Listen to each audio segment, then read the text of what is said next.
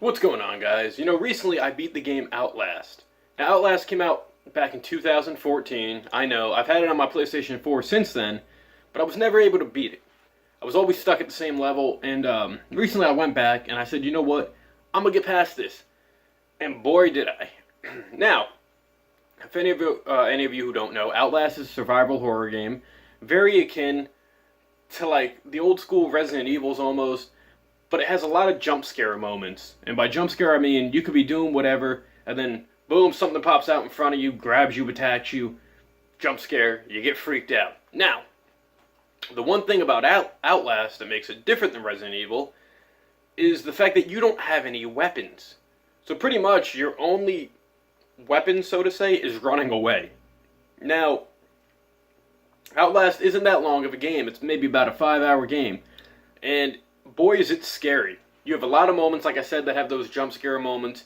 You have a lot of like objectives to complete, whether it be turning things on, running away. At some points, you had to put out a fire. And the game itself is interesting, because you start off as your character who's going into basically this like abandoned insane asylum, and you got to figure out what's going on there. People are going missing. Turns out, without enough spoilers, there's like a whole weird like zombie creating process going on through most of the game. You got people trying to kill you, and it's just really, really weird. It's really scary. The one thing I didn't get, if you guys beat the game, was the end of the game, how we got to that point where everything just kind of became really weird.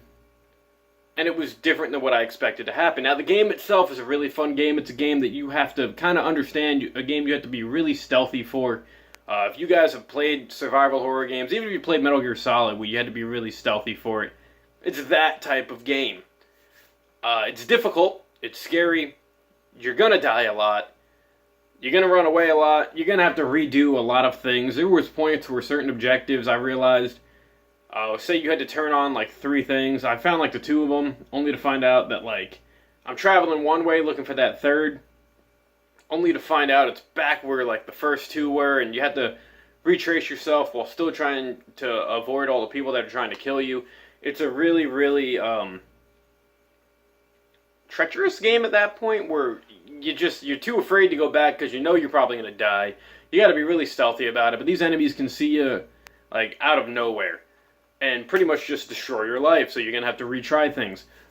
Would I recommend playing it? If you like scary games, yep, it's the month of October as I'm doing this review. It's perfect for these scary freaking games.